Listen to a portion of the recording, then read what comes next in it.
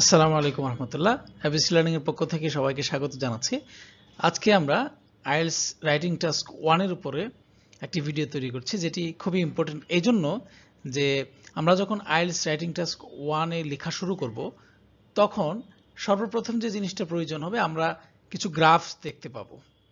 আমরা এই গ্রাফসগুলো থেকে তথ্য নিয়ে তারপর আমাদের আইএলটিএস এর যে রাইটিং টাস্ক 1 সেটা সম্পূর্ণ করতে হবে। সে জায়গায় আমরা যেমনটি দেখতে পাচ্ছেন এখানে যে এখানে একটা বার চার্ট দেয়া আছে। এই বার চার্টটি এরকম একটা বার চার্ট থাকতে পারে, একটা পাই চার্ট থাকতে পারে, আরো বিভিন্ন ধরনের চার্ট আছে, সেই চার্টগুলো থাকতে পারে। তো যেটা হয় যে এই ধরেন এই বার চার্টটার মধ্যে আপনারা যদি খেয়াল করেন যে দেখবেন যে এখানে যে এই বারগুলো আছে এগুলো কিন্তু ছোট বড় হয়েছে, ঠিক আছে। দেখেন এখানে অনলাইন গেমসের ক্ষেত্রে এটা গ্রিন ব্যবহার করা হয়েছে, এটার অবস্থা কি সব জায়গায় এই জিনিসগুলো কোথাও কম কোথাও বেশি আবার কোথাও স্টেবল আছে, ঠিক আছে। বিভিন্ন যে কালারের অর্থাৎ কনসোল গেমস, হ্যান্ডেল গেমস বা মোবাইল ফোন গেমস, এগুলো নিয়ে এটা একটা চার্ট। তো কথা হচ্ছে যে এখন যদি এমন কোনো চার্ট আসে, অবশ্যই আসবে, চার্টে যেহেতু আসে রাইটিং টাস্ক 1 এ, তো আপনাদেরকে অবশ্যই লিখতে হবে যে এটার যেই ইয়েটা আছে, এটার ফ্লোটা আছে সেটা কমছে। এখন আমরা শুধুমাত্র আজকে কমা বা হ্রাস পাওয়া কিংবা পতন ঘটা এই বিষয়গুলো যখন আমরা ব্যবহার করব, সেই ক্ষেত্রে আমরা কোন ভোকাবুলারিগুলো ব্যবহার করব সেগুলো নিয়ে আলোচনা করছি। পরবর্তী ভিডিওতে আমরা কোনটা বাড়লে বা স্থির থাকলে কোন ভোকাবুলারিগুলো ব্যবহার করব সেগুলো নিয়ে আলোচনা করব। তো চলুন আমরা ভোকাবুলারিগুলো দেখি। একটা হচ্ছে প্লাঞ্জ। প্লাঞ্জ মানে হচ্ছে দ্রুত নিচের দিকে নামা। তো এই যে প্লাঞ্জ শব্দটা আমরা ব্যবহার করতে পারি কেমন, দেখা যাক। আমরা একটা উদাহরণ দেখি, সেটা হচ্ছে দেয়ার প্রফিট প্লাঞ্জড সাডেনলি। অর্থাৎ একটা গ্রাফসে যদি থাকে প্রফিটটা যদি প্লাঞ্জ করে অর্থাৎ নিচের দিকে দ্রুত নেমে যায় চার্টটা, তার মানে we can use their profit plunged suddenly, তাদের মুনাফা হঠাৎ করে অনেক কমে গিয়েছিল। তো দ্বিতীয় উদাহরণটা দেখেন যে দেয়ার প্রোডাকশন প্লাঞ্জড, তাদের উৎপাদন দ্রুত কমে গিয়েছিল।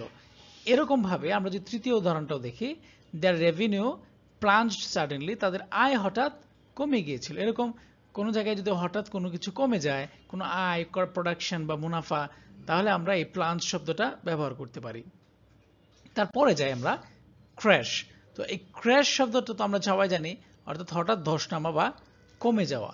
তো একটা চার্ট যদি এভাবে হঠাৎ করে কমতে থাকে তাহলে আমরা এটাকে বলবো কমে যাওয়া। আর যে হঠাৎ একবারে কমে যায় এটাকে আমরা ধস নামা বলি, ঠিক আছে, ক্র্যাশ করা। তো আমরা যদি উদাহরণটা দেখি, the stock market has began to crash, stock মার্কেটে ধস নামতে শুরু করেছে।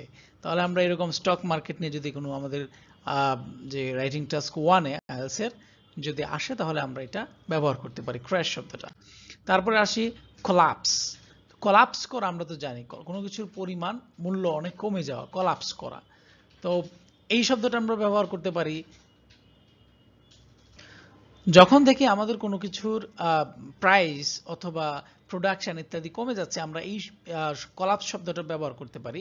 কিভাবে ব্যবহার করতে, আমরা উদাহরণ যদি দেখি, শেয়ার প্রাইসেস কোলাপসড, বা শেয়ারের মূল্যে ধস নেমেছিল। অনুরূপভাবে আমরা যদি টাম্বল অল্প সময়ের মধ্যে অনেক কমে যাওয়া, এটা আমরা ব্যবহার করতে পারি যখন কোনো একটা চার্টের কোনো একটা ফ্লো যখন খুবই মানে অল্প সময়ের মধ্যে অনেক বেশি কমে যায়, তখন আমরা এই টাম্বল শব্দটা ব্যবহার করতে পারি। তো টাম্বল শব্দটা ব্যবহারের যে আমরা উদাহরণ সেটা যদি দেখি, শেয়ার প্রাইসেস টাম্বলড ইয়েস্টারডে, গতকাল শেয়ারের মূল্য অল্প সময়ের মধ্যে অনেক কমে গিয়েছিল। এটা বোঝানোর জন্য আমরা ব্যবহার করতে পারি tumble. That means share prices tumbled yesterday, গতকাল শেয়ারের মূল্য অল্প সময়ের মধ্যে অনেক কমে গিয়েছিল। তারপরে যদি আমরা আসি সিঙ্ক মানে ডুবে যাওয়া বা নিচের দিকে নেমে যাওয়া। তো আমরা এটাকে যদি আমরা উদাহরণ দিয়ে দেখাই, the number of students sank considerably in 2006, অর্থাৎ 2006 সালে ছাত্রছাত্রীর সংখ্যা উল্লেখযোগ্য পরিমাণ কমে গিয়েছিল। sank considerably in 2006, that means sank is from sink, that's why ডুবে যাওয়া, নিচের দিকে নেমে আসা। তারপরে আসি আমরা প্লামেট শব্দটা দ্রুত কমে যাওয়ার ক্ষেত্রে আমরা ব্যবহার করতে পারি। The number plummeted to a low 1% in 2012, 2012 তে সংখ্যাটি দ্রুত কমে 1% নেমে এসেছিল বা নেমে গিয়েছিল। এই যে প্লামেটেড, এই প্লামেটেড শব্দটা আমরা ব্যবহার করতে পারি। দেন আমরা আরেকটা উদাহরণ যদি দেখি, share prices plummeted in between 1994 and 1996। 1994 থেকে 1996 সালের মধ্যে শেয়ারের মূল্য খুব দ্রুত কমে গিয়েছিল। এরকম ক্ষেত্রে, এরকম সিচুয়েশন যদি আসে আমাদের রাইটিং টাস্ক 1 এ আইএলস এ, তাহলে আমাদের এই শব্দটি ব্যবহার করতে পারি plummeted।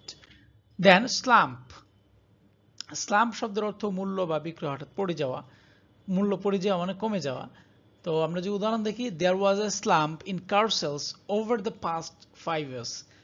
অর্থাৎ গত 5 বছর ধরে গাড়ির বিক্রয় দ্রুত পড়ে গিয়েছিল, অর্থাৎ গাড়ির বিক্রয়টা কমে গিয়েছে। এজন্য আমরা স্লাম্প শব্দটা ব্যবহার করতে, দ্রুত পড়ে যাওয়া বা কমে যাওয়ার ক্ষেত্রে। তারপরে আসি আমরা ফল। ফল শব্দটা তো আমরা সাধারণত ব্যবহার করি, ফল করা মানে কি, কোনো একটা যে আমরা বলি যে এই মানে হঠাৎ করে এই সংখ্যাটা ফল করেছে, ফল করেছে মানে পড়ে যাওয়া, কমে যাওয়া। তো আমরা যে উদাহরণ দেখি, এই সপ্তাহে শেয়ারের দর খুব দ্রুত পড়ে গিয়েছিল। এটা যদি আমরা ইংরেজিতে ফল দিয়ে ব্যবহার করি তাহলে হবে share prices fell sharply this week. এই সপ্তাহে শেয়ারের দর খুব দ্রুত পড়ে গিয়েছিল। আরেকটা উদাহরণ আমরা দেখতে পারি এখানে, the rate of students passing the HSC exam fell by 10% this year. That means এই বছর এইচএসসি পরীক্ষার ছাত্রছাত্রী পাশের হার 10% কমে গিয়েছিল। We can use another example. The rate of students who passed the HSC exam fell by 10%. এই বছর ছাত্রছাত্রীদের হার যারা এইচএসসি পরীক্ষা পাশ করেছিল সেটি কমে গিয়েছিল। এভাবে আমরা এই ফল শব্দটাকে ব্যবহার করতে পারি। দেন ড্রপ, ড্রপ শব্দের অর্থ পড়ে যাওয়া। The rate of students passing the exam, HSC exam dropped by 10% this year. এই বছর এইচএসসি পরীক্ষায় ছাত্রছাত্রীদের পাশের হার 10% কমে গিয়েছিল। এই ড্রপ বা ফল আমরা কাছাকাছি বিষয়ে ব্যবহার করতে পারি। আর একটা উদাহরণ যদি আমরা দেখি, temperature dropped by 6 degrees in 2014। 2014 সালে তাপমাত্রা 6 ডিগ্রি কমে গিয়েছিল। আর লাস্ট উদাহরণটা যদি আমরা দেখি এই ড্রপ দিয়ে, water level dropped in the lakes and rivers. হ্রদ এবং নদীতে পানির স্তর কমে গিয়েছিল বা নেমে গিয়েছিল। আমরা এই ড্রপটা এখানে এইভাবে এই ক্ষেত্রগুলোতে ব্যবহার করতে পারি। Then we can use decline. Decline মানে কমে যাওয়া। So the sales decline steadily, that means বিক্রয়ের একটানা কমে গিয়েছিল। স্টেডিলি কমতে থাকা, একটা নির্দিষ্ট হারে কমতে থাকাকে বলা হয় steadily. That means decline, the sales decline steadily, বিক্রয় একটানা কমে গিয়েছিল।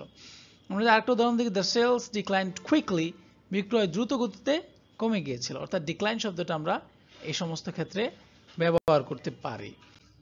তারপর যদি আসি ডিক্রিজ, ডিক্রিজ মানেও কমে যাওয়া। ডিক্রিজটা আমাদের কাছে খুব কমন ইউজ।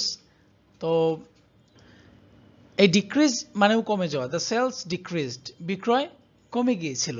তো আমরা এই ডিক্রিজ শব্দটাকেও সেম ভাবে ব্যবহার করতে পারি আমাদের আইএলটিএস রাইটিং টাস্ক 1 এর। যদি কোনো গ্রাফ কমে যায়, কোনো একটা ফ্লো কমে যায়, প্রোডাকশন কমে যায়, আয় কমে যায়, বা কোনো একটা কিছুতে কম্পেয়ার করতে গেলে যদি আমরা দেখি যে কোনো কিছু কমে যাচ্ছে, তাহলে আমরা এই ডিক্রিজটা ব্যবহার করতে পারি। তারপর হচ্ছে গো ডাউন। গো ডাউন মানে নিচে নেমে যাওয়া, এটা আমরা সবাই জানি হয়তো। The sales went down quickly from August to September. That means went down means কি, ওয়েন্ট ডাউন পাস্ট ফর্মে আসছে এখানে, গো ডাউন থেকে ওয়েন্ট ডাউন আসছে, তার মানে নেমে যাওয়া।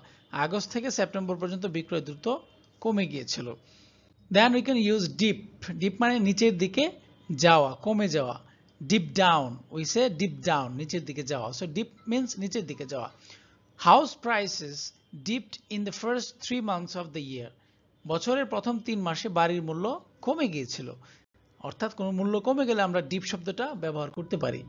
তারপরে আসি ডাউনওয়ার্ড বা নিম্নগতি, আপওয়ার্ড এন্ড ডাউনওয়ার্ড। সো আজকে আমরা যেহেতু নিম্নগতি সম্পর্ক বা কমে যাওয়া, হ্রাস পাওয়া এগুলো পড়ছি, সুতরাং আমরা এখানে দেখবো যে ডাউনওয়ার্ড। ডাউনওয়ার্ড মানে নিম্নগতি, কোনো কিছু নিম্নগতিকে আমরা বলি ডাউনওয়ার্ড। এখানে আমরা যদি ইংরেজিটা দেখি, there is a downward spiral of house prices in the graph. গ্রাফে বাড়ির মূল্যের যে খুবই নিম্নগতির খারাপ অবস্থা দেখা যাচ্ছে।